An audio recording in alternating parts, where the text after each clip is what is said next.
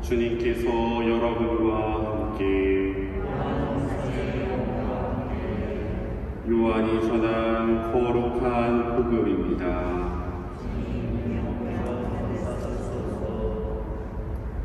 하느님께서 보내신 사람이 있었는데 그의 이름은 요한이었다. 그는 증언하러 왔다. 빛을 증언하여 자기를 통해 모든 사람이 믿게 하려는 것이었다. 그 사람은 빛이 아니었다. 빛을 증언하러 왔을 따름이다. 요한의 증언은 이러하다. 유다인들이 예루살렘에서 사제들과 레위인들을 요한에게 보내어 당신은 누구요? 하고 물었을 때 요한은 서슴지 않고 고백하였다. 나는 그리스도가 아니다 하고 고백한 것이다. 그들이 그러면 누구란 말이요? 엘리야요? 하고 묻자 요한은 아니다 하고 대답하였다. 그러면 그 예언자요? 하고 물어도 다시 아니다 하고 대답하였다. 그래서 그들이 물었다. 당신은 누구요? 우리를 보낸 이들에게 우리가 대답을 해야 하오. 당신은 자신을 무엇이라고 말하는 것이오? 요한이 말하였다. 나는 이사야 예언자가 말한 대로 너희는 주님의 길을 곱게 내어라 하고 광야에서 외치는 이의 소리다. 그들은 바리사이들이 보낸 사람들이었다.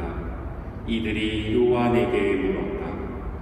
당신이 그리스도도 아니고 엘리야도 아니고 그 예언자도 아니라면 세례는 왜 주는 것이고? 그러자 요한이 그들에게 대답하였다. 나는 물로 세례를 준다. 그런데 너희 가운데에는 너희가 모르는 분이 서 계신다. 내 뒤에 오시는 분이신데 나는 그분의 신발끈을 풀어드리기에도 합당하지 않다. 이는 요한이 세례를 주던 요르단강 건너편 베타니아에서 일어난 일이다. 주님의 말씀입니다.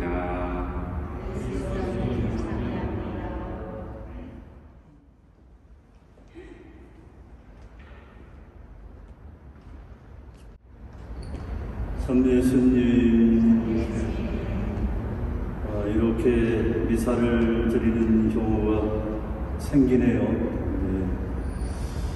박해 시대는 아니지만 박해 시대보다 더 마음이 졸이는 것이 사실은 우리 그러려니 하고 받아들일 수 있었던 상황에서 대부분 세례를 받고 또 신앙생활을 하는 것이 박해 시대의 특징이죠.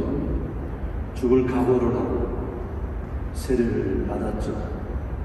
마치 우리나라에 파견되었던 선교사들이 가면 죽는다는 사실을 알고 자기 머리카락 또 손톱 또는 여러 가지 자기 지체를 남겨놓고 돌아오지 않을 것을 나름대로 거의 확신하며 죽음의 길로 들어섰던 박해 시대와 비교하면 요즘 조금 어려운 것이 이게 어디서 시작돼서 어떻게 진행이 되다가 어떻게 끝날 것인지를 예측하기 어려워서 오는 불안감이 더 크기에 아싸리 죽을 각오를 하고 덤벼들었으면 어떨까. 그런데 이게 사는 것도 아니고 죽는 것도 아니고 그거 아닌 것도 아니고 대충 이렇게 흘러가는 요즘에 우리에게 정말 주님의 은총이 축복이 필요하다고 생각이 되고, 그래서 오늘 미사를 통해서 특별히 주님께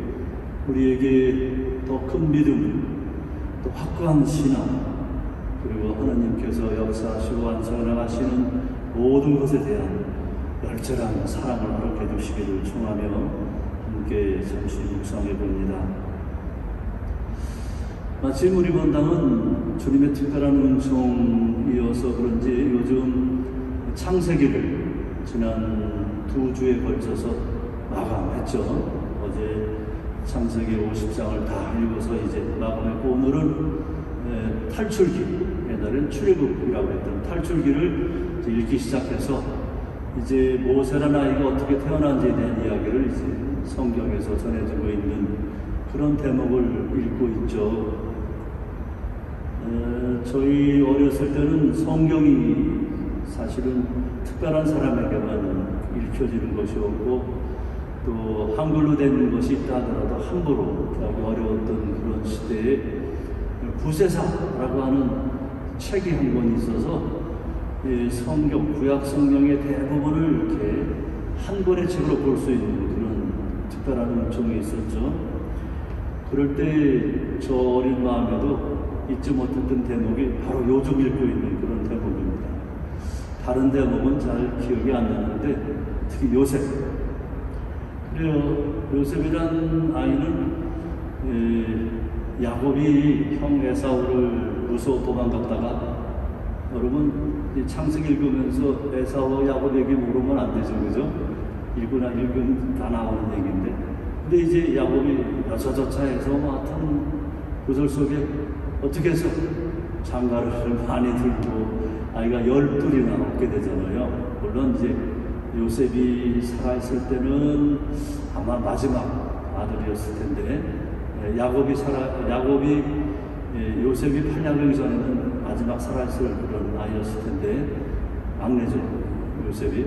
근데 이 야곱이 요셉을 얼마나 사랑했는지, 라헬이라고 하는 특별한 이제 관계 때문에 그렇겠습니다. 그래서 사랑받던 요셉이 자기도 모르게 이집트 팔려가게 된 얘기가 참 정말 드라마틱합니다. 그래서 어떻게 됐죠? 그래요.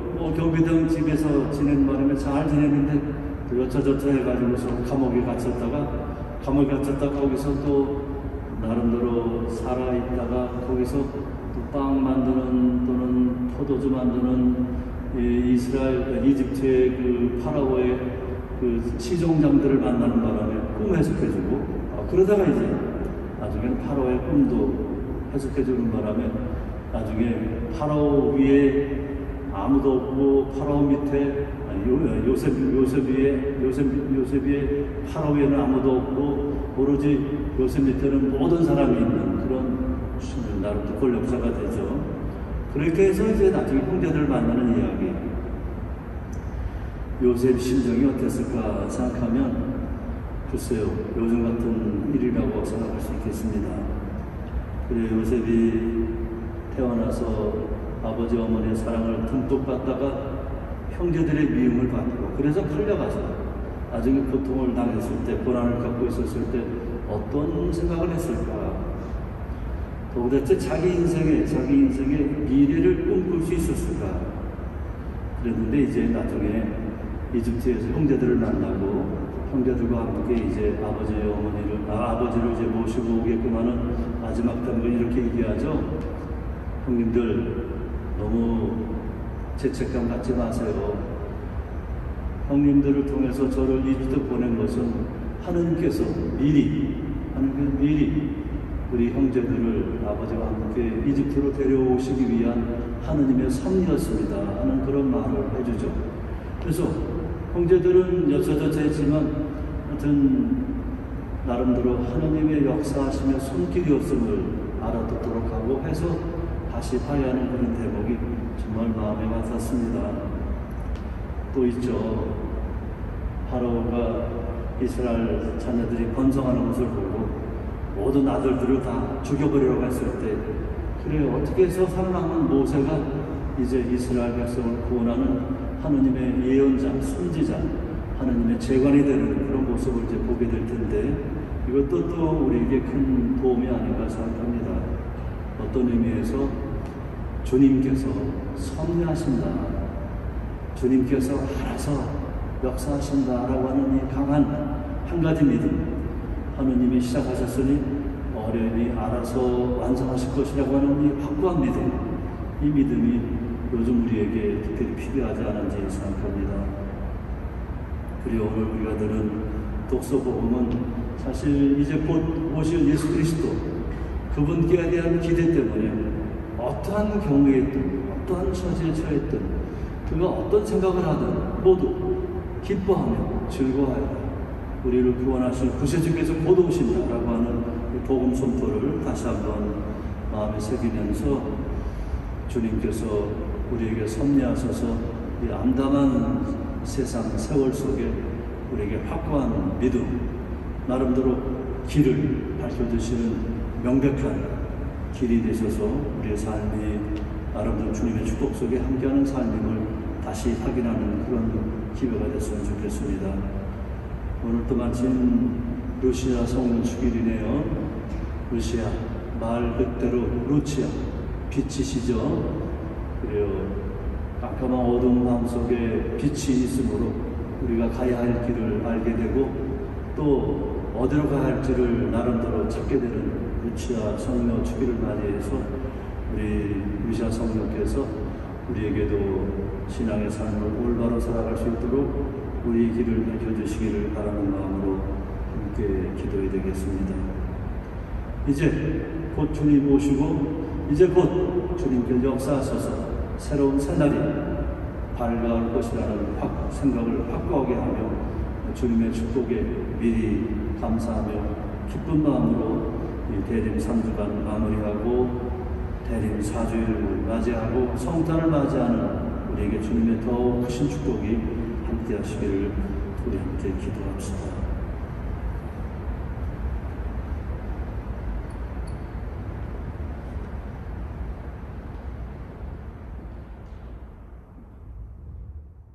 기도합시다.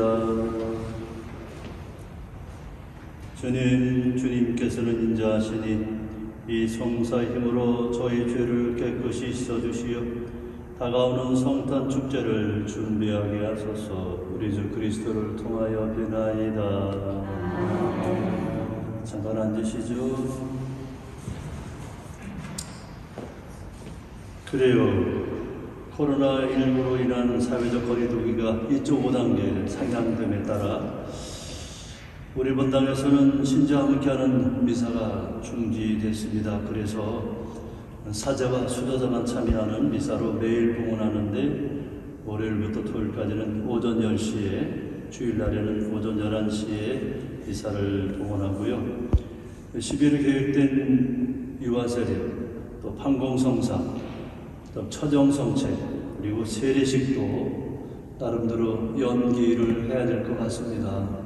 그래서 오늘 방송을 보니까 벌써 900명이 넘어서 1000명이 가까운 새로운 확진자가 나타나는데 머지않아 3단계로 오르지 않을까 생각이 되고, 그래서 당분간은 미사를 드릴 수 있는 것만이라도 감사하는 마음으로 지내도록 해야 되겠습니다. 우선 당분간 사무실은 정상 운영되니까 여러분 우리 2021년 달력 받아가시기 바라고, 다른 여러 가지 일들 잘 마무리해 주시고, 소성전 건립을 이제 확정해서 내년 1월 초에는 공사에 들어가지 않을까 생각하는데, 그러니 여러분 다시 한번 정성어린 헌금, 교무금 감사드리고 더군다나 건립보험금 진심으로 감사드립니다. 또한 교무금 정산 및 연말 정산 서류 발급을 하니 필요하신 분은 사무실로 문의해 주시기를 거듭 부탁드립니다. 여러분의 정성어린 헌금과 교무금 그리고 여러 가지 감사헌금으로 본당이 운영되고 있기에 여러분의 정성어린 성원에 감사드립니다. 코로나 바이러스 극심한 경우에도 주님께서 우리를 지켜주시리라 믿으며 건강하시기를 기원합니다. 모두 건강하시기 바랍니다. 파견하겠습니다. 주님께서 여러분과 함께 전능하신 천주 성부와 성자와 성령께서는 여기 있는 모든 이에게 축복 축복을 내리소서. 아멘. 주님을 찬미합시다. 하느님